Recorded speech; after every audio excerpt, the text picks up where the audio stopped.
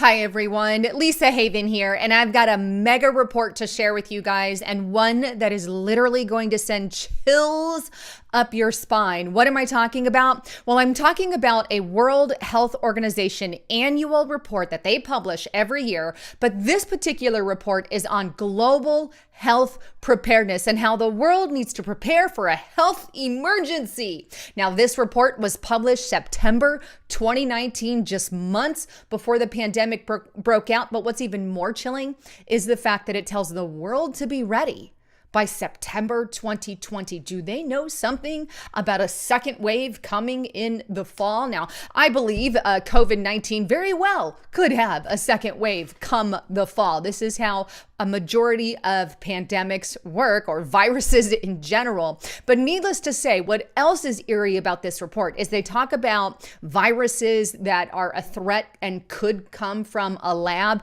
and all kinds of information about a respiratory virus breaking out. And it just so happens that this is exactly what COVID-19 is doing as far as being a respiratory disease and breaking out. But before I get into the report, I want to give a quick shout out to my partner at healthwithlisa.com. If you guys have never tried this BioTrust stuff here, I have it. I love it. It's been doing wonders for my hair, my skin, and nails, but you can mix it in your coffee. The stuff tastes great, and I literally have been using it every day, and I've seen great stuff happening. So check it out at healthwithlisa.com, and you can see they've got 51% off at that link above.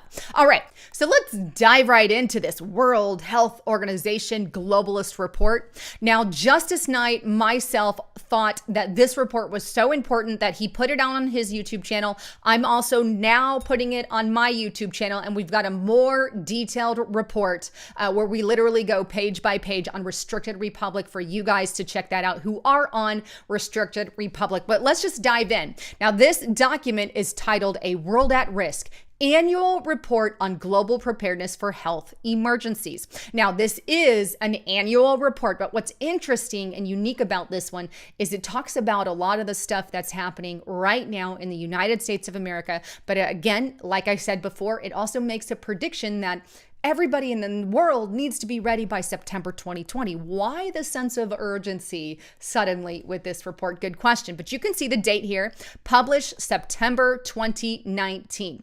Now, let's go on. About the Global Preparedness Monitoring Board. Now, this is interesting. You see, this World Health Organization report includes an entire monitoring board, and it is this board of people that put this report together. But what is absolutely critical is the members on the board, and I'm going to scroll on over to that, and here you see Anthony S. Fauci, Director of National Institute of Allergy and Infectious Disease in the United States of America. He is one of the Global Preparedness Monitoring Board that helped put together this report in September 2019. Isn't it interesting that the same people who wrote this report are now calling the shots on what's going on with the pandemic here in the United States of America? I told you this thing would give you chills. Like, this is like literally chilling, right? But that's the case. But it goes on. The monitoring board, Anthony Fauci.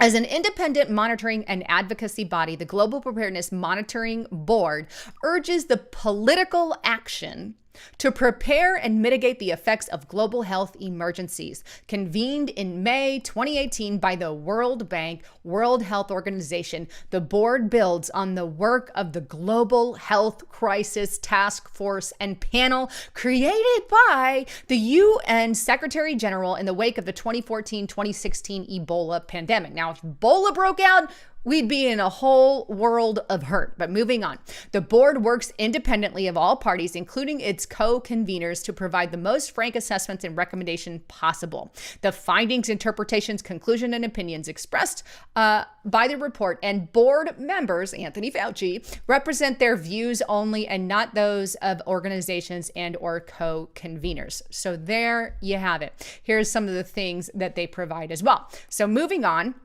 a little bit here, we get in the forward. This was written by the two up there, but it says, While disease has always been a part of the human experience, a combination of global trends, including insecurity and extreme weather, has heightened the risk. Diseases thrive in disorder and has taken advantage.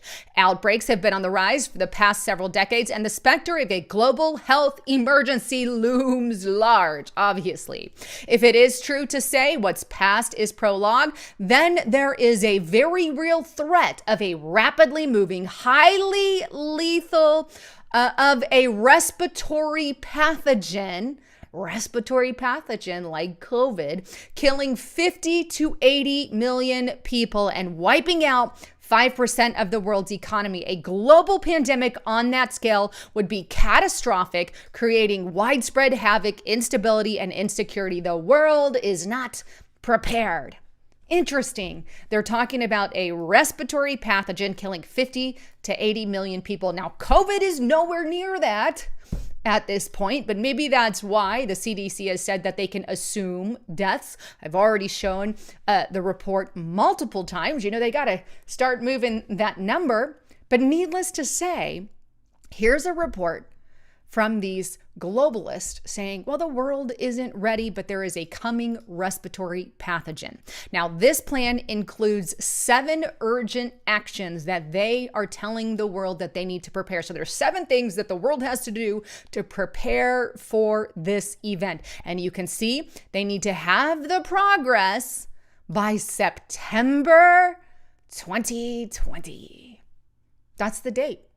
Everybody has to be ready by September 2020. And I can't help but, you know, in the back of my head think, you know, COVID-19 is bad, right? But it isn't Ebola bad. It isn't half as bad as the Black Plague or even a quarter as bad as the Black Plague. This thing is nowhere near as deadly as some of the other viruses we've had. So I can't help but think something with a 99.8 survival rate, it has put the world in a state of panic and lockdowns and measures. Could this be kind of a test run or a preparedness run for a future pandemic?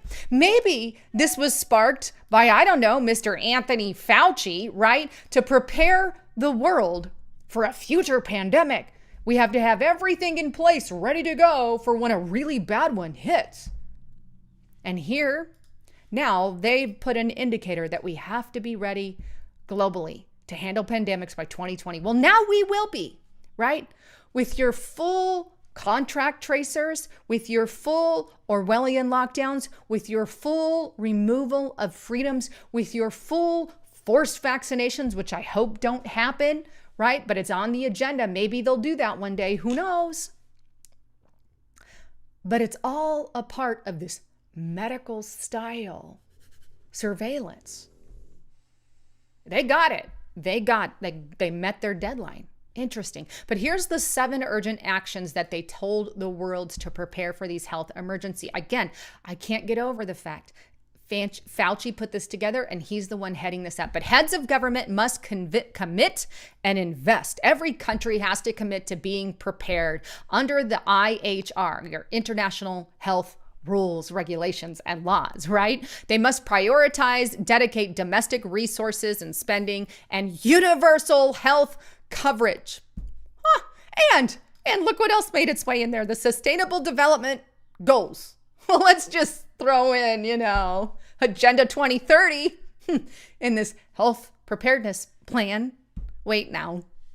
It's like there's an agenda, and the agenda is monitoring and controlling all our freedoms. And of course, everybody following along the lines of your sustainable development. And again, all in line by 2020. Number 2, countries and regional organizations must lead by example with your intergovernmental organizations. This is all about the formation of a global order, a global health order, a global bank, a global United Nations, global, right? Keyword, to have done by September 2020. Number 3, all countries must build a strong system. You mean like a New World Order? International intra-government system? Heads of government must appoint a national high-level coordinator with authority and political accountability to lead the whole of government and whole of society approaches and routinely conduct multi-sectoral simulation exercises to establish and maintain effective preparedness. That's terrifying. That is absolutely terrifying. Heads of government, not somebody elected by we the people, somebody elected by heads of government. Where have we heard that? Oh yeah, stuff like that's in the book of Revelations, again by September 2020. Number 4, country donors and multilateral institutions must be prepared for the worst. You know, like a rapidly spreading pandemic due to lethal respiratory pathogens? Wait now. Possesses additional preparedness requirements. Donors and multilateral institutions must ensure adequate investment in developing innovation, vaccines, therapeutics, surge manufacturing capacity, broad spectrum antivirals, and appropriate non-pharmaceutical interventions. These are all things that they want the countries to do, and they have to develop a system for immediately sharing genome sequences of any new pathogen for public health purposes, along with the means to share limited medical countermeasures across countries by September 2020. Share it all, as in globalization. Number 5, financing institutions must link preparedness with financial risk planning. This is basically your IMF to mitigate severe economic impacts of a national, like we're having now, or regional epidemic or a global pandemic. The IMF and the World Bank must urgently renew their efforts to integrate preparedness into economic risks and international assessments, including the IMF's next cycle there and the World Bank, yada, yada. Basically, one currency, one world currency that everybody can use. You know, mark of the beast style thing there by September 2020. 6, develop assistance. Funders must create incentives and increase funding for preparedness. Well, how do they do that? Well, you increase your money that you're giving to the World Health Organization, of course. Give us money by September 2020. I guess Trump didn't fully follow that when he defunded some of the World Health Organization, but hey. And 7, of course, our commanders-in-chief over at the United Nations must strengthen our coordinated mechanisms, right? The Secretary General of the UN and the United Nations Office for Coordination of Humanitarian Affairs must strengthen countries' health and humanitarian emergency context by a clear UN system-wide roles and responsibility, rapidly resetting preparedness and response strategies at the UN. Basically, these strategies are the strategies that are getting implemented now. Your lockdowns, your killing off of our economy. This is what they're talking about, your social distancing. All these things pushed by the globalist organization, again by September 2020. Now here, it moves on a little bit. This is page 14, but it gives an example of what happened to the economy when it broke out in Africa with Ebola. And you can see it cost $2.8 billion, and it's going to be more here in the U.S., especially since they're handing out money and packages. But they had a 50% drop in tourism, 51% no longer in work. Right now, we're looking at almost 25%. Right here in the US, we have already hit with this trial run for a lesser virus, COVID-19, real virus. It is deadly if you get it, but you still have a high mortality, a high survival rate and a low mortality rate on the thing, right? But nonetheless, because of this pandemic, we've now arrived in economic Great Depression status here in the US, just like happened here, but they are far worse with 51% out of work. We keep these lockdowns going, we keep fear spreading via the mainstream media, we're going to end up there, right? 4.9 to 9.4 decline in revenues and 20% drop in GDP. These are the kinds of things that we could be looking at on a global scale. And that's just a prime example that I wanted to share you. But the chances of a global pandemic are growing, really. While scientific and technological developments provide new tools that advance public health, they also allow for disease-causing microorganisms to be engineered or recreated in laboratories. I'm still not sure why we allow biolabs to create these pathogens, but I digress. A deliberate release would complicate outbreak response in addition to the need to decide how to counter the pathogen. Security measures would come into play, limiting information sharing and fomenting social division. Taken together, naturally occurring accidental or deliberate events caused by high-impact respiratory pathogens pose a global catastrophe and biological risks. In other words, these biolabs have risks, right? This is in the World Health Organization. At least they're finally admitting some of that, right? And there's just another paragraph on that if you guys want to check it out. But basically, in a nutshell, this is all about the creation of an international coordination mechanisms, the creation of a new world order. And some of those people that are involved on this board pushing for that globalization, the international order, involve all these people here. And again, that one name, Anthony Fauci, sticks out pretty hardcore.